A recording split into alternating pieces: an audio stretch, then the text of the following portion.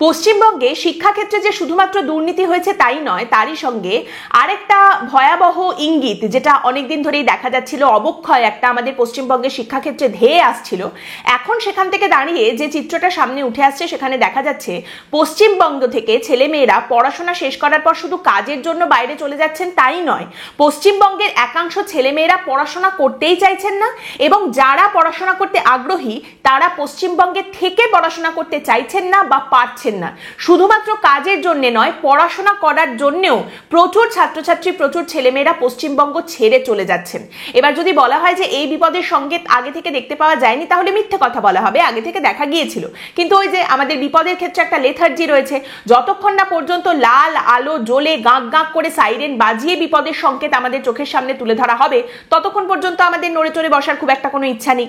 সম্প্রতি আমাদের রাজ্যের শিক্ষামন্ত্রী ব্রাত্য বসু একটি ঘোষণা করেছেন এবং তিনি বলছেন যে পশ্চিমবঙ্গের বিভিন্ন কলেজগুলোতে ভর্তির যে সময়সীমা ছিল, মানে ক্লাস 12 পাশ করে যে সমস্ত ছাত্রছাত্রীরা এবার কলেজে ভর্তি হচ্ছেন তাদের জন্য এই ভর্তির সীমা বাড়ানো হয়েছে, 2 সপ্তাহ বাড়িয়ে দেওয়া হয়েছে, 15ই জুলাই পর্যন্ত তারা সময় পাবেন। এবং ব্রাত্য বসু খুব হেঁকে ডেকে বলছেন, ছাত্রছাত্রীদের সুবিধার জন্য মুখ্যমন্ত্রীর নির্দেশে আমরা এই কাজটা করেছি, 15ই জুলাই পর্যন্ত সময় দেওয়া হচ্ছে, আপনারা এই অ্যাপ্লিকেশন করতে পারবেন, কলেজে ভর্তি হতে পারবেন।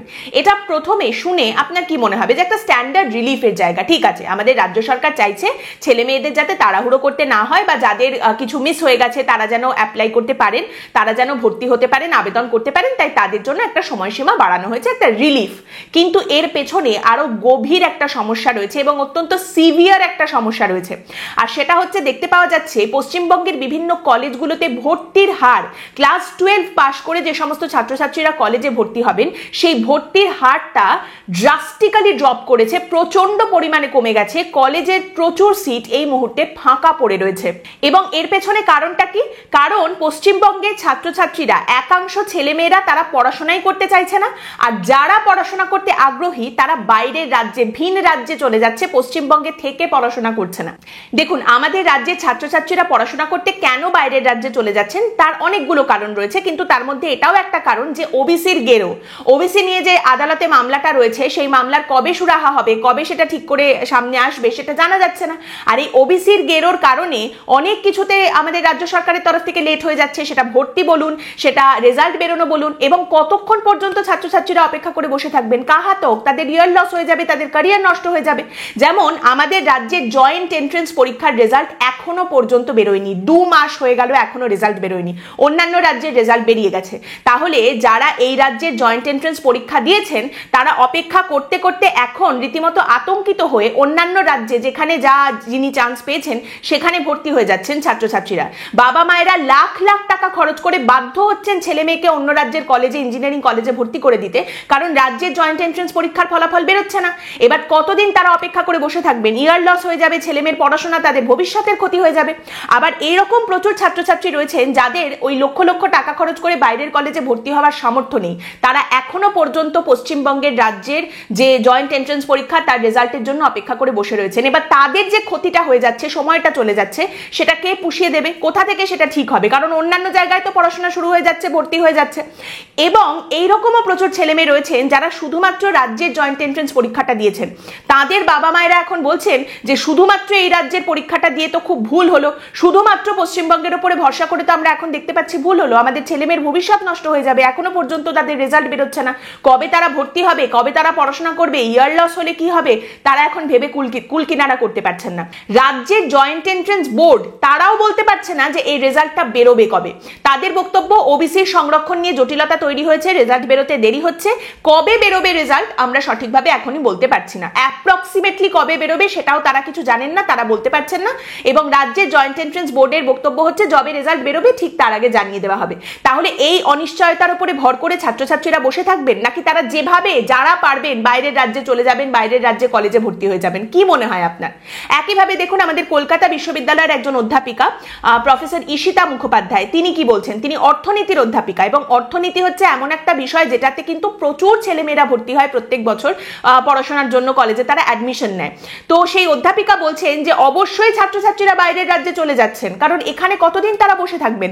প্রথমত এখানে ভর্তির যে পোর্টালটা খোলা হয়েছে সেই প্রক্রিয়াটাই শুরু করা হয়েছে অনেকটা দেরিতে, এবং বলা হচ্ছে ওবিসির এই জটিলতার জন্য ভর্তির এই পোর্টাল খুলতে বা ভর্তির প্রক্রিয়া প্রক্রিয়া, কলেজে ভর্তির প্রক্রিয়া শুরু করতে দেরি হয়েছে। কিন্তু আদালতের তরফ থেকে কলেজে ভর্তির ক্ষেত্রে কোনো নিষেধাজ্ঞা জারি করা হয়নি, কোনো বাধা দেওয়া হয়নি, বারণ করা হয়নি। তাহলে আমাদের রাজ্যের তরফ থেকে, এই শিক্ষা দপ্তরের তরফ থেকে কলেজে ভর্তির প্রক্রিয়ায় এত লেট হলো কেন, এত দেরি হলো কেন, সেই বিষয়টা সম্পর্কে কিন্তু আমাদের রাজ্য সরকারের তরফ থেকে কোনো স্পষ্ট উত্তর নেই। তার সঙ্গে আরো একটা বিষয়ের দিকে এই অধ্যাপিকা দৃষ্টি আকর্ষণ করছেন এবং তিনি বলছেন আমাদের কলেজে বিভিন্ন বিষয় পড়ানোর মতো অধ্যাপকের সংখ্যা কম, কারণ বহুদিন হয়ে গেল লোক নিয়োগ করা হয়নি। তার সঙ্গে বর্তমানে আমরা যা যা ঘটনা দেখতে পাচ্ছি, RG Kar medical college, south Calcutta law college, একের পর এক এই বিভৎস ঘটনাগুলো সামনে আসার পর পশ্চিমবঙ্গের বিভিন্ন কলেজ নিয়ে ছাত্রছাত্রী, তাদের পরিবার, অভিভাবকদের মধ্যে একটা আতঙ্ক তৈরি হয়েছে। তার থেকে ঠিক আছে পশ্চিমবঙ্গের কোনো কলেজে পড়াবো না, কলকাতার কোনো কলেজে পাঠাবো না, বাইরের রাজ্যে পাঠিয়ে দিয়ে এর থেকে বেটার হবে, এর থেকে হয়তো সেফ থাকবে, এরকম ঘটনা হয়তো ঘটবে না, সেই জায়গাটাও তৈরি হয়েছে। তার ফলে এখন দেখুন এই দিল্লি, ব্যাঙ্গালোর, মুম্বাই তো রয়েইছে, তারই সঙ্গে যারা অতটা অ্যাফোর্ড করতে পারছেন না, যাদের অতটা সামর্থ্য নেই, ভুবনেশ্বর পর্যন্ত এখন একটা হটস্পটে পরিণত হয়েছে। প্রচুর ছাত্রছাত্রী পশ্চিমবঙ্গ থেকে এই সমস্ত জায়গায় পড়াশোনা করতে চলে যাচ্ছেন, শুধু কাজের জন্য বাইরে যাচ্ছেন না, পড়াশোনা করতে তারা চলে যাচ্ছেন বাইরে। এবং একজন ইংরেজির অধ্যাপক কলকাতা ইউনিভার্সিটির, এবং আপনারা জানেন যে ইংরেজিও হচ্ছে সেই রকম একটা বিষয় যেটাতে গ্র্যাজুয়েশন করার জন্য প্রত্যেক বছর প্রচুর ছাত্রছাত্রীরা অ্যাপ্লিকেশন করেন, সেই রকমই ক্যালকাটা ইউনিভার্সিটির একজন ইংরেজির অধ্যাপক তিনি বলছেন আমাদের কলেজে গত বছর আমরা মোটামুটি 1000টা অ্যাপ্লিকেশন পেয়েছিলাম, এবারে সেই সংখ্যাটা 350।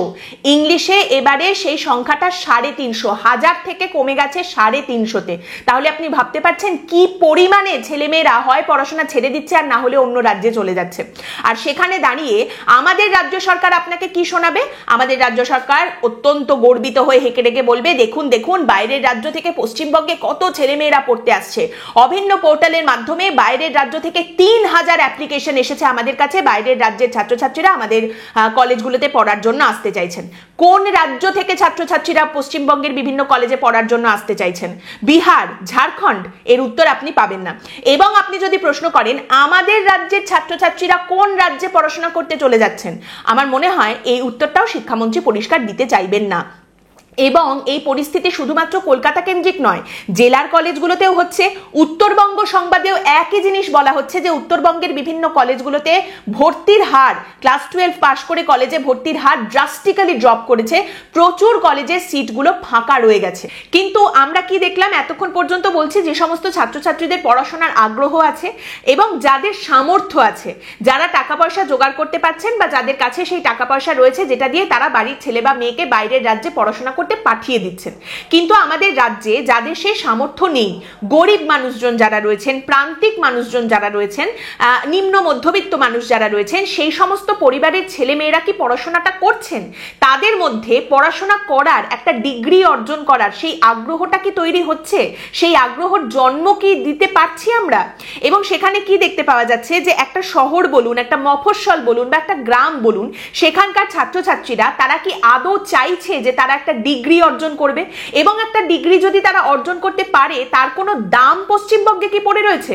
যেখানে সেই ছেলেটা বা মেয়েটা চোখের সামনে দেখছে যে পশ্চিমবঙ্গের সমস্ত কলেজগুলোতে তৃণমূল কংগ্রেসের দাদাদের রাজত্ব, মৌরসিপাট্টা গেড়ে তারা বসে রয়েছেন। কলেজে ঢুকলেই আমাকে কাঁধে নিতে হবে টিএমসিপির পতাকা, আর কাঁধে টিএমসিপির পতাকা না নিলে কাঁধের ওপরে রদ্দা পড়বে। তারপরেও একটা ছেলে বা মেয়ে কলেজে গিয়ে যদি একটা ডিগ্রি অর্জনও করে, খেটে খুঁটে পড়াশোনা করে, সেই ডিগ্রিটার কি দাম থেকে যাচ্ছে? কারণ সেই ছাত্রছাত্রীরা চোখের সামনে দেখছেন যে ডিগ্রি অর্জন যদি আমি করতে পারি তারপরেও তো আমাকে রাস্তার ধুলো খেতে হচ্ছে।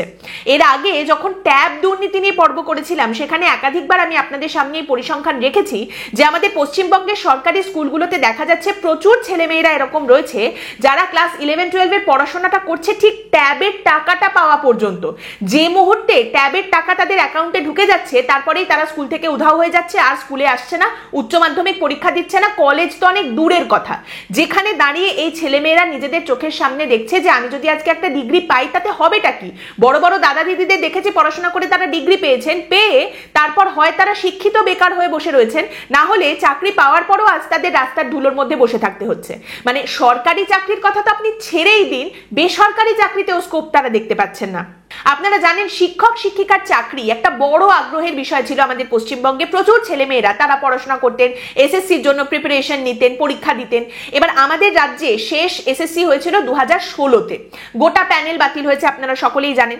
এবার 2016-তে 26 লক্ষ আবেদন জমা পড়েছিল এসএসসির পরীক্ষার জন্য, সেখান থেকে 22 লক্ষ পরীক্ষা দিতে বসেছিলেন।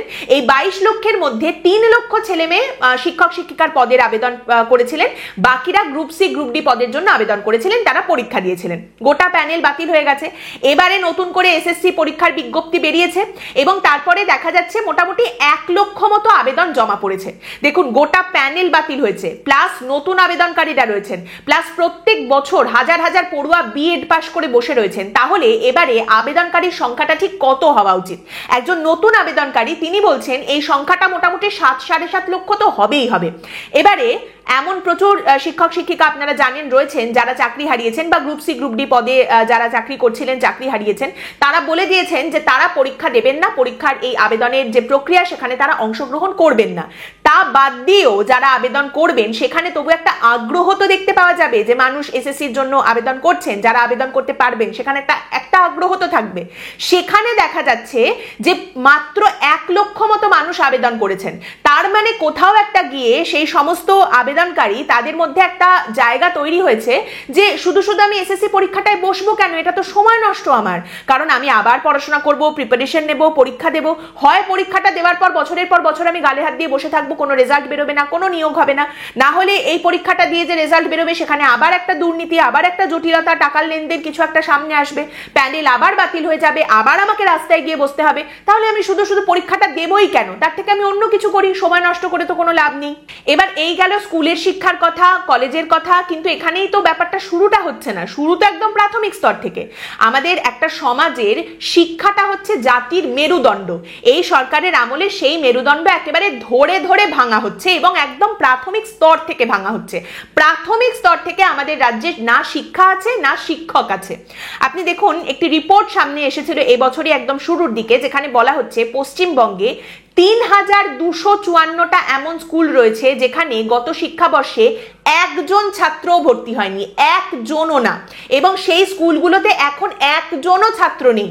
অথচ 3254টা এইরকম স্কুল, যে স্কুলে একটাও ছাত্র নেই, সেখানে 14,627 জন শিক্ষক শিক্ষিকা চাকরি করছেন, যেটা আমাদের গোটা দেশের মধ্যে সব থেকে বেশি, মানে সব থেকে বেশি সংখ্যক স্কুল যেখানে একজনও ছাত্রছাত্রী নেই, সেই সংখ্যাটা আমাদের গোটা দেশের মধ্যে পশ্চিমবঙ্গে সব থেকে বেশি। 3254টা স্কুল, একজনও ছাত্রছাত্রী নেই। আবার আপনি উল্টো দিকে দেখুন, পশ্চিমবঙ্গে 6366টা এমন স্কুল রয়েছে যেখানে প্রতিটা স্কুলে ছাত্রছাত্রীর সংখ্যা 400-র বেশি, অথচ এই স্কুলগুলোতে স্কুল পিছু শিক্ষকের সংখ্যা একজন করে শিক্ষক রয়েছেন। তাহলে আপনি কোন দিকে যাবেন আর কি বলবেন? তাহলে আমরা কোন জায়গায় পড়ে রয়েছি? প্রাথমিক লেভেলে আমাদের প্রাথমিক স্কুলগুলো, সরকারি স্কুলগুলো পশ্চিমবঙ্গে একের পর এক বন্ধ হয়ে যাচ্ছে।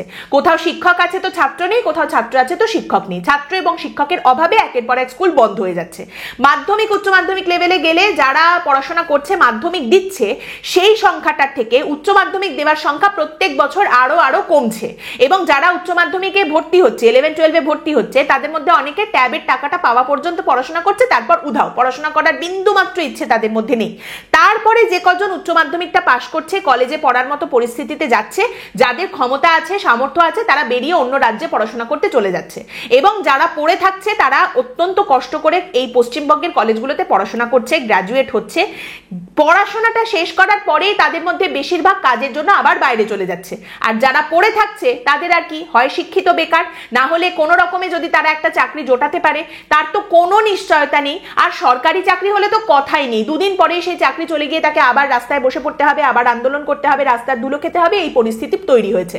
মানে এখন দুর্নীতি হতে হতে, ধসে পড়তে পড়তে এমন জায়গা যে কবিগুরু রবীন্দ্রনাথ ঠাকুর, ঈশ্বরচন্দ্র বিদ্যাসাগর, বঙ্কিমচন্দ্র চট্টোপাধ্যায়ের এই বাংলার মাটিতে পড়াশোনা পড়াশোনা শিক্ষা ব্যাপারটা জাস্ট ফালতু একটা ব্যাপার হয়ে গেছে। মানে কি হবে পড়াশোনা করে, পড়াশোনাটা কোনো ব্যাপারই নয়। এবং এইভাবে চলতে থাকলে আস্তে আস্তে আমরা আমাদের সেই দাদুদের প্রজন্ম, দাদুদের আমলে চলে যাব, যেখানে গোটা পাড়ায় হয়তো একজন গ্র্যাজুয়েটকে দেখা যেত এবং তাকে লোকজন দেখিয়ে বলতো ওই দেখ ও কিন্তু কলেজে পড়ে, দেখেছিস কত উচ্চশিক্ষিত, ও কিন্তু ফার্স্ট ক্লাস পেয়েছে, ফার্স্ট ডিভিশন পেয়েছে, মানে সেটা দেখার বস্তু। কিন্তু তখন কি হতো, ওই পাড়ার মধ্যে একজন যে কলেজে পড়ে তার দিকে সকলে সম্ভ্রমের দৃষ্টিতে তাকাতেন যে দেখো এ কত পড়াশোনা করেছে, উচ্চশিক্ষিত, কলেজে পড়ছে, ফার্স্ট ডিভিশন পেয়েছে, দারুণ ব্যাপার।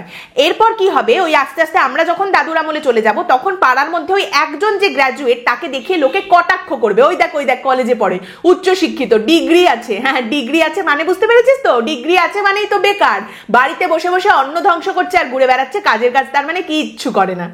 আজকের পর্ব এখানেই শেষ করছি। আপনাদের মতামত অবশ্যই জানাবেন। পরের দিন দেখা হবে অন্য একটি বিষয় নিয়ে আলোচনায়। ভালো থাকবেন।